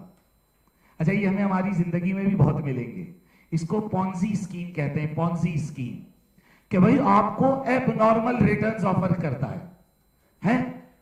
एक बार मेरे पास एक बंदा आया, अच्छा बंदा क्या है, मेरे पास तो आते थे, मैं तो खैर इतना मैंने मार खाई है, मुझे भी बीमारी है बिजनेसेस करने की, तो मैंने ये सब घाट घाट के पानी पिए हैं। तो एक टीचर आया हमारे इंस्टीट्यूट का, बोला यार वो मेरा एक दोस्त है, वो बिजनेस में चाह रहा है कि इन्वेस्टमेंट हो, तो मैं चाहता हूं आप उसका आइडिया सुनो। मैंने कहा सही, सुनते हैं, आइडिया सुने। बोला भाई आप मेरे साथ पैसा लगाओ और 3 महीने के अंदर मैं आपको 60% रिटर्न दूंगा। मैंने कहा साला ऐसा कौन सा बिजनेस है, मिर्चा वाला बंद करके सारा पैसा तुझे ही दे देते हैं। बोला वो अफ्रीका में गर्मी बहुत होती है ना, तो हम छोटे टॉवेल एक्सपोर्ट करते हैं। अरे उसने अपनी कहानी ऐसे सुनाई कि मुझे भी कुछ वक्त कन्विंसिंग लगी। मैं घर गया, मैंने कहा ये अजीब सी बात है और मेरी एक्सपर्टीज ही नहीं, मैं इस बिजनेस में क्या घुसूं। तो मैंने उसे मना कर दिया, लेकिन उसने मेरे वो जो हमारा टीचर था, दोस्त था, उसको ऐसा घेर लिया कि वो मेरे पीछे पड़ गया कि यार आप इन्वेस्ट नहीं कर रहे तो आप मुझे लोन दे दो, खाली मैं इन्वेस्ट कर देता हूं, मैं आपको आपका लोन वापस कर दूंगा। अच्छा भाई ले। पहली बार उसने रिटर्न दिया, दूसरी बार उसने वो जो तौलिए जा रहे थे एक्सपोर्ट होने हैं, तो बेटा पॉन्जी स्कीम, वो आपको ऐसी कोई कहानी सुनाएगा। अरे वो कहानी बनाकर कहां से लाया था कि ये सर वो अफ्रीका में गर्मी बहुत होती ना, तो वर्कर्स होते तो उन्हें छोटे टॉवेल्स की जरूरत पड़ती, तो हम पाकिस्तान से एक्सपोर्ट करेंगे और ये करेंगे और ये वो। उसने अपनी इतनी कहानी सुनाई। और लेकिन सबसे खास बात क्या होगी, वो आपको कैसा रिटर्न ऑफर करेगा? एबनॉर्मल। एबनॉर्मल। बैंक 15% इंटरेस्ट दे रहा होगा, वो 60% रिटर्न ऑफर करेगा, 100% रिटर्न ऑफर करेगा। ऐसी हजारों पॉन्जी स्कीम आज इस कराची शहर में चल रही होंगी। है आप हमारे साथ पैसा लगा दो, हम डबल कर देते हैं, आज ये कर दो। लालच इंसान को पॉन्जी स्कीम में ले जाती है। तो ऐसे फ्रॉड्स पढ़ेंगे, बड़ा इंटरेस्टिंग चैप्टर है, बड़े इसमें रियल फ्रॉड्स पढ़ेंगे कि दुनिया में कैसे कैसे फ्रॉड हुए और किस तरह लोगों को चूना लगा। लेकिन फिर भी मेरी पढ़ाई की बातें तुम्हें याद नहीं रहेंगी जब तक तुम खुद मार नहीं खाओगे, है नहीं? सो फ्रॉड पर बात होगी। फिर इसके बाद बेटा कंट्रोल्स एंड ऑडिट। इदारे में जब फ्रॉड होते हैं तो उस पर कैसे कंट्रोल्स लगाने की जरूरत है, ऑडिट क्या होता है, इस पर बात होगी। फिर corporate governance, very interesting chapter. बेटा इदारों के अंदर सिस्टम्स बनाना, गवर्नेंस, कि सारा कंट्रोल एक बंदे के हाथ में ना चला जाए, ये जो एरिया होगा बेटा, अब यहां इदारों की बात होगी। बट अगेन वेरी इंटरेस्टिंग, बहुत मजा आएगा ये पढ़ने में। Fraud, audit, governance. फिर उसके बाद बेटा आपके साथ यहां डिस्कशन रहेगी कि अकाउंटिंग का क्या रोल है, अकाउंटिंग का क्या रोल है हमारी लाइफ्स में, इस पर डिस्कशन होगी। ये आपका ऑडिट एंड गवर्नेंस पर डिस्कशन होगी। और फिर यहां से हम आ जाएंगे किस पर बेटा? इकोनॉमिक्स, तीसरा सेक्शन, जिसमें बिजनेस एनवायरनमेंट। बेटा बिजनेस एनवायरनमेंट में आप समझोगे कि कारोबार का एनवायरनमेंट किस तरह डेवलप होता है, कॉम्पिटिटर्स को कैसे समझना है, सप्लायर की बार्गेनिंग पावर क्या होती है, कस्टमर की बार्गेनिंग पावर क्या होती है, Potter 5 forces, pastel analysis. Again अब ये पढ़ रहे होगे तो ऐसा लगेगा कोई नया सब्जेक्ट पढ़ रहे हो, वो सब बातें बेकार हो जाएंगी, नई डिस्कशन आ जाएगी। बिजनेस एनवायरनमेंट, लीगल एनवायरनमेंट, और फिर उसके बाद बेटा एक है माइक्रो इकोनॉमिक्स। अगर आप लोगों ने जिंदगी में पहले कभी इकोनॉमिक्स पढ़ी भी हो तो माइक्रो इकोनॉमिक्स और मैक्रो इकोनॉमिक्स। बेटा जिन बच्चों ने ए लेवल्स किया हुआ होगा उन्हें यहां थोड़ी आसानी हो जाएगी, लेकिन ए लेवल में जिन्होंने इकोनॉमिक्स पढ़ी होगी, जो अपना इंटर मैट्रिक का बच्चा है, उसे यहां माइक्रो और मैक्रो इकोनॉमिक्स में थोड़ा ट्रबल होता है, क्योंकि अपने इंटर मैट्रिक की इकोनॉमिक्स थोड़ी कमजोर होती है, यहां थोड़ी सी इकोनॉमिक्स टेक्निकल होगी। बट आप समझ लो बेटा ये 11, ये 4 15 और ये 4 19 चैप्टर का सफर है, बहुत लंबा सफर होता है ये। असल में होता क्या है बेटा, आप लोग फाइनेंशियल अकाउंटिंग के अंदर FA1 पढ़ते हो, FA2 पढ़ते हो और फिर F3 पढ़ते हो जो FFA है। कॉस्टिंग में भी ऐसे ही है, MA1 MA2 और फिर F2। लेकिन F1 बेचारा अकेला है, तो ये फिर एक डिटेल्ड कोर्स है। बट बेटा ये सफर, ये जर्नी अच्छी रहेगी अगर आप लोग मोटिवेशन से पढ़ोगे। सही बेटा, मेरी तरफ से आपको मैक्सिमम मिलेगा। मैक्सिमम क्या है बेटा, मैं क्लास में लेक्चर दूंगा, क्लास में ही BPB की बुक रीड करवा दूंगा। लेक्चर कॉन्सेप्ट दिया, बुक रीड करवा दी, क्लास में ही एग्जाम किट भी करवा दूंगा। चैप्टर के एंड में चैप्टर खत्म हुआ, उसकी एग्जाम किट कर लेंगे। फिर उसके बाद उसका टेस्ट भी होगा, उसके बाद उसका टेस्ट भी होगा। ऐसे एक एक एक एक एक एक चैप्टर चलेगा। हर 4-5 चैप्टर के बाद ग्रैंड टेस्ट भी होगा। कोर्स के एंड में 3 मॉक एग्जाम भी होंगे, जो क्लासें लाइव हो रही है उनकी रिकॉर्डिंग भी मिलेगी। ये सब हो गया। इसके बाद क्वेरी है तो मुझसे इन पर्सन फिजिकली पूछ सकते हो, व्हाट्सएप करके पूछ सकते हो। ऐसा नहीं कि इमीडिएट जवाब आ जाएगा व्हाट्सएप पर, लेकिन विद इन अ डे जवाब दे दूंगा। क्योंकि अक्सर क्लास में होता हूं तो ऐसा नहीं जैसे मैसेज आया फौरन उठा के जवाब दीजिए, अभी तो मेरा मोबाइल भी नहीं, तो मोबाइल अक्सर असिस्टेंट के पास होता है, तो रात में मेरे पास लिस्ट आ जाती है तो मैं जवाब दे देता हूं। तो सारी सपोर्ट मिलेगी सिवाय एक के, और वो क्या है कि हम तुम्हारा पेपर दे दें। इसके अलावा सब कुछ कर देंगे, इसके अलावा सब कुछ कर देंगे। बेटा मिर्चा वाला इंस्टीट्यूट की 106 नेशन वाइड पोजीशंस है। मैं कहता हूं पूरी दुनिया में भी शायद किसी एक इंस्टीट्यूट के पास इतनी पोजीशंस नहीं होंगी। 106 नेशन वाइड पोजीशंस। ये सिर्फ किस लिए है बेटा? क्योंकि बच्चे को रिकॉर्डिंग्स की सपोर्ट मिलती है। कभी कोई क्लास मिस हो गई, रिकॉर्डिंग से कवर कर ली। बेटा आप लोग खुश नसीब हो कि आप लोग कराची में बैठे हो और आप लोग आकर पढ़ सकते हो। यकीन करो जो इंडिया नेपाल इधर उधर के बच्चे होते हैं वो तरस जाते हैं क्या हमें आपके साथ पास आकर फिजिकली पढ़ना है। तो अपने कराची के बच्चे पर अफसोस क्या है कि कराची में होते हुए क्लास में पढ़ने नहीं आता, बोलता है घर पर पढ़ूंगा। तो कोशिश करना है कि आकर पढ़े, आकर पढ़े। अगर नहीं आ सकते, कभी कोई मजबूरी हो गई, कभी कोई इमरजेंसी हो गई, इंसान है, तो फिर हमने ऑनलाइन या रिकॉर्डिंग के जरिए कर लिया। रिकॉर्डिंग का लर्निंग मैनेजमेंट सिस्टम का एक्सेस इंशाल्लाह आप लोगों को मिल जाएगा। सही सर, क्या स्टडी रिसोर्सेज हमें खरीदनी है बेटा? क्या स्टडी रिसोर्सेज हमें खरीदनी है बेटा? एक अदद बीपीपी की बुक, लेकिन बेटा नई बुक लीजिएगा।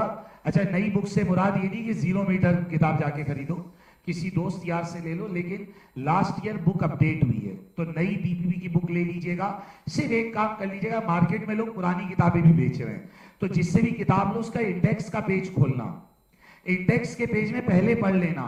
जो पुरानी किताब होगी ना उसमें लिखा हुआ होगा अकाउंटेंट इन बिजनेस, जो नई किताब होगी उसमें लिखा हुआ होगा बिजनेस टेक्नोलॉजी। इंडेक्स के पेज पर बेटा अपना पाकिस्तानी जुगाड़ू है, ये लोग टाइटल नया लगा के बुक अंदर पुरानी लगा देते हैं। ये भी लास्ट टाइम में मैंने बच्चों के साथ देखा। तो अगर बुक खरीदो तो बेहतर है नीचे फोटोकॉपियर है उससे ले लो, क्योंकि अगर उसने कोई गलत किताब दी तो वो आप वापस करवा सकोगे। मार्केट का बंदा होगा तो वापस नहीं लेगा। तो कहीं से भी ले रहे हो, इंडेक्स पेज खोलना, टाइटल नहीं इंडेक्स। इंडेक्स के अंदर देख लेना कि उसमें अकाउंटेंट इन बिजनेस ना लिखा हुआ हो, बिजनेस टेक्नोलॉजी लिखा हुआ ऊपर। सही बेटा, एक अदद बीपीपी की बुक चाहिए, बीपीपी की किट चाहिए, एग्जाम किट जिसे बोलते हैं, और एक कैप्लन की किट चाहिए, एक कैप्लन की किट चाहिए। सही है बेटा, ये 3 चीजें आपके पास होनी चाहिए। सिर्फ क्लास में बुक लेकर आनी है, रजिस्टर की जरूरत नहीं है, और एक पेन चाहिए ताकि जब मैं क्लास में समझा रहा हूं तो आप बुक के अंदर लिख सको। और अगर स्टिकी नोट्स खरीदने के पैसे हो तो वो खरीद लीजिएगा। है एक दिन बेटा छुट्टा नहीं मारोगे तो बच जाएंगे, उसका स्टिकी नोट्स खरीद लेना। स्टिकी नोट से असल में मैं बुक पर क्यों कह रहा हूं, क्योंकि मैं चाहता हूं हर बच्चा बुक पर स्टिक करे। मैंने क्लास में कॉन्सेप्ट दिया, फिर मैंने बुक रीड कराई, तो जो मेरी एग्जांपल्स हैं वो आपने बुक में ही लिख ली। तो एक तो बुक में थोड़ी थोड़ी जगह होती है वहां लिख ली, और अगर जगह ना हो तो स्टिकी नोट्स। स्टिकी नोट्स क्या होते हैं देखे, वो जो चिपक जाते हैं। तो हर पेज पर आपने एग्जांपल्स लिख लिख के लगा दी तो आपको रिवीजन में बहुत आसानी हो जाएगी। सही है भाई? बेटा मेहनत करोगे तो अच्छे नंबर आएंगे भाई, मेहनत करोगे तो अच्छे नंबर आएंगे। तो बेटा ये 3 चीजें आपके पास होनी चाहिए। अच्छा सर, क्लासेस कितनी होंगी? बेटा क्लासेस में बहुत ज्यादा लेता हूं क्योंकि कोर्स बहुत लंबा है। मुझे ऐसा लगता है कि जब कोर्स बहुत लंबा हो जाता है ना तो फिर बच्चा थोड़ा डिस्कनेक्ट हो जाता है, फिर थक जाते हैं लोग। तो बेटा क्लासेस में ज्यादा लूंगा। अब सर ज्यादा का मतलब क्या है? 5 दिन बेटा हमारी क्लास होगी। अच्छा बेटा, एफबीटी के टाइम टेबल में एक छोटा सा मसला होता है। देखिए हो सकता है आप लोगों को कुछ दिन वेट करना पड़े। होता क्या है कि यहाँ वो बच्चे भी बैठे हैं जो एफएफए और एफएमए F2 F3 कर रहे हैं, फिर FA1 MA1 वाले भी बैठे हैं, फिर सारी कॉम एक साथ बैठी है, तो सबके क्लैशेस भी तो हैं। तो बेटा टाइम टेबल ये होगा कि मंडे, ट्यूसडे, वेडनेसडे, थर्सडे और सैटरडे। फ्राइडे बेटा छुट्टी करेंगे बेटा, नेक लोग हैं, इबादत कीजिएगा बेटा। मंडे, ट्यूसडे, वेडनेसडे, थर्सडे और सैटरडे बेटा, ये 4 दिन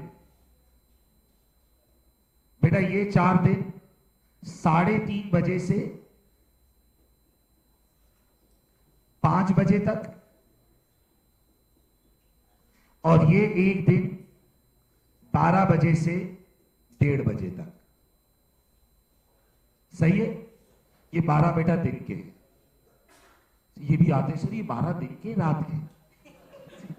सही बेटा, 12 बजे से लेकर 1:30 बजे तक। सही बेटा, ये 5 क्लासेस होंगी बेटा। 3:30 बजे रखने का मकसद ये कि उससे पहले सर मुस्तफा और सर शफी की जितनी भी क्लास है, FA1, FA2, MA2, FFA, FMA बेटा, ये छोटी छोटी क्लासें आप लोग लेकर फिर जब FBT की क्लास में आओ तो पूरी ताकत से खाना वाना खाकर फ्रेश होकर आना बेटा, ताकि मैं 1.5 घंटा भरपूर पका सकूं आप लोगों को। सही है? तो बेटा लेकिन जब क्लास में आओ तो बेटा एक्टिव होकर आइएगा। अगर 1-2 हफ्ते के बाद हमें ऐसा लगा कि भाई बच्चों का क्लैश नहीं है तो मैं क्लास को पीछे कर दूंगा। मैं 11 बजे के बाद फारिग हूं, मैं अवेलेबल हूं 11 बजे के बाद क्लास लेने के लिए। सुबह 8 से 11 मेरी एक क्लास है, फिर 11 बजे के बाद मैं अवेलेबल हूं। लेकिन 3:30 बजे रखने का मकसद ये है कि जो दूसरे क्लासेस हैं वो पीछे सेट हो जाए। फिर अगर कोई दिन ऐसा हुआ जिसमें किसी का कोई वेट आ रहा होगा तो अगर पॉसिबल हुआ तो हम क्लास को उस दिन पीछे ड्रैग कर लेंगे। सही? तो बेटा इंशाल्लाह मंडे से फिर ऑफिशियली पहला चैप्टर शुरू हो जाएगा मोटिवेशन का। सही है? मोटिवेशन का चैप्टर है, मोटिवेशन से पढ़ने आना है। सही है बेटा? स्टार्ट में पहले 15 मिनट बात करिए कि बेटा पर्पस को समझो। सिर्फ क्लास लेने नहीं आ रहे बेटा, चार्टेड अकाउंटेंट बन रहे हो बेटा, एक बड़ा पर्पस है। खानदान में जो चार्टेड अकाउंटेंट बन जाता है बेटा उसकी इज्जत बढ़ जाती है? फिर खालाएं फुफुएं बेटा आपको अंडर एस्टिमेट नहीं करेंगी। सही है? तो बेटा एक बड़ा पर्पस है, एफर्ट चाहिए होगी। आप लोगों ने इंटर में, मैट्रिक में, ओ लेवल में, ए लेवल में जो भी किया, अब उस माजी का आपके मुस्तकबिल से कोई ताल्लुक नहीं है। आज से बेटा पढ़ना शुरू कर देना है। डन है? अच्छा बेटा मंडे की क्लास में जब आएंगे बेटा, एक मिनट, मंडे की क्लास में जब आएंगे तो सबने BPP की बुक लेकर आनी है। सर अगर मैं मंडे तक ना ले सकूं तो मैं क्या करूं? तो बेटा प्रॉब्लम सॉल्वर बनो। बेटा मंडे को मैं पूरी बुक नहीं पढ़ा दूंगा, एक मोटिवेशन का चैप्टर शुरू होगा ना बेटा, तो एटलीस्ट जब मंडे की क्लास में आओ तो मोटिवेशन के चैप्टर की फोटोकॉपी करवा कर ले आना। कम से कम चैप्टर का हैंडआउट जो बुक में से हकनवाज के पास जाना, बोला मेरी बुक बना दो, तो बोलेगा भी 2 दिन बाद आना। उसका भी एटीट्यूड है भाई। तो बेटा तो उसको बोलना सही है भाई, मैं 2 दिन बाद तुम बना लो, लेकिन मुझे एटलीस्ट पहले चैप्टर का हैंडआउट कॉपी करके दे दो ताकि मैं पढ़ना शुरू कर सकूं। ओके भाई? तो बेटा कोर्स आउटलाइन बता दी है, स्टडी डॉक्यूमेंट्स बता दिए हैं, टाइम टेबल बता दिया है। सर एक छोटी सी चीज, एग्जाम स्ट्रक्चर क्या होगा? बेटा पूरा का पूरा एग्जाम कंप्यूटर बेस्ड एग्जाम है। साल में 365 दिन रोजाना पेपर होता है। जब आप तैयार हो जाओ आप एग्जाम सेंटर में जाकर पेपर दे सकते हो। फीस भरो, पेपर दे दो, रिजल्ट फौरी, उसी वक्त एग्जिट किया, अमालनामा बाहर। फेल हो गए दोबारा फीस भरो, फिर दोबारा दे दो। सही है भाई? सर ऐसा कैसे? बेटा पेपर MCQ बेस्ड होता है, MCQs होते हैं, टाइपिंग नहीं है, सिर्फ MCQs होते हैं। तो बेटा 70 मार्क्स के MCQs होंगे, छोटे छोटे छोटे छोटे MCQ होंगे। 30 मार्क्स के MTQs होते हैं। MTQs का मतलब होता है मल्टी टास्क क्वेश्चंस, होते ये भी MCQ हैं। बस इसमें फर्क सिर्फ ये होता है कि पहले वो एक कहानी सुनाता है, फिर उस कहानी में से 3-4 सवाल पूछता है। एक तो छोटे छोटे MCQ हो गए 2-2 नंबर के, 2 नंबर का, 1 नंबर का, ऐसे करते करते 60-70 मार्क्स के MCQs देगा। फिर लास्ट 30 मार्क्स में स्टोरी सुनाएगा और उसके नीचे भी होंगे MCQ ही। MCQ हो गया, ड्रैग एंड ड्रॉप हो गया कि भाई यहां से ऑप्शन उठा के लिस्ट बना दें, ऐसी चीजें। टाइप नहीं होगा, यही सब MCQ टाइप क्वेश्चंस होंगे। सही है? तो पेपर कंप्यूटर बेस्ड है, तो चीजें का रट्टा नहीं मारना है, चीजों का रट्टा नहीं मारना है, चॉइसेस में से ही आंसर करना होगा। जो आंसर करना है बेटा वो जैसे एमसीक्यू है तो चॉइसेस में से करना है, ड्रैग एंड ड्रॉप है तो उसने कहा भाई जरा बता दो कि कौन से लोग थ्योरिस्ट हैं कौन से एक्टिविस्ट हैं, एक कहानी सुना दी पहले तो आपने ड्रैग एंड ड्रॉप कर दिया, ऐसी चीजें होंगी। ओके बेटा पेपर आसान है, मोर देन 80% पास रेट है इसका ग्लोबली, 80% से ज्यादा बच्चे पास हो जाते हैं। तो बेटा इंशाल्लाह पास तो आप सारे हो जाओगे, लेकिन मुझे सिर्फ पास ग्रेड नहीं चाहिए बेटा, मुझे अच्छे नंबर चाहिए बेटा, अच्छे नंबर चाहिए बेटा। 80 90 9 में आता है बेटा, ये नॉर्मल है। तो बेटा आप लोगों ने थोड़ी सी जान मारनी है तो इंशाल्लाह अच्छा रिजल्ट आएगा। सही है, मोटिवेशन के साथ आना है कि भाई अब हम एक बड़े पर्पस के लिए जा रहे हैं, एसीसी का पहला पेपर है डन। अगली क्लास में सबने बुक या एटलीस्ट हैंडआउट, साथ में स्टिकी नोट्स और एक पेन, और बेटा प्लीज वक्त पर आना है भाई, बहुत सारे बच्चे बेटा लेट आए हैं। सही है बेटा, जैसे अगर क्लास 3:30 बजे है तो 5-10 मिनट का लेवरेज मैं बच्चों को खुद देता हूं शुरू में, कि मैं तो आ जाता हूं लेकिन मैं एटलीस्ट 5-10 मिनट का लेवरेज देता हूं कि भाई किसी की कोई इमरजेंसी हो तो वो आ जाए 5-10 मिनट में। लेकिन उससे ज्यादा लेट करोगे तो बेटा आपका अपना नुकसान है। सर अगर मैं लेट आया तो आप क्या करोगे? बेटा कुछ भी नहीं करूंगा, दुआ कर लूंगा दिल में कि अल्लाह इसे हिदायत दे दे। बेटा मैं क्लास से निकाल दूंगा तो उसकी बाकी क्लास भी जाया हो जाएगी। हाँ अगर मूड खराब हुआ किसी दिन तो सच में निकाल दूंगा, लेकिन बेटा नॉर्मली नहीं निकालता, क्योंकि बेटा मेरा मानना है कि आप लोग मैच्योर बच्चे हो, अगर कोई लेट आ रहा है तो वो समझदार है, उसके पास कोई ना कोई ऐसी मजबूरी होगी कि वो समझता है कि क्लास में लेट जाना बेहतर था। तो बेटा प्लीज अगर लेट नहीं आना, कभी इत्तेफाकन लेट हो जाओ तो 5-10 मिनट, इससे ज्यादा लेट नहीं करना है। कभी इमरजेंसी हो गई, क्लास मिस हो जाए, बेटा रिकॉर्डिंग लर्निंग मैनेजमेंट सिस्टम पर होती है, फौरन गए जाकर सुन ली। सही है, लेकिन कोशिश करना है कि ज्यादा से ज्यादा क्लास में आकर पढ़े। डन हो गया भाई? कोई सवाल? ओके भाई चलें, खुदा हाफिज।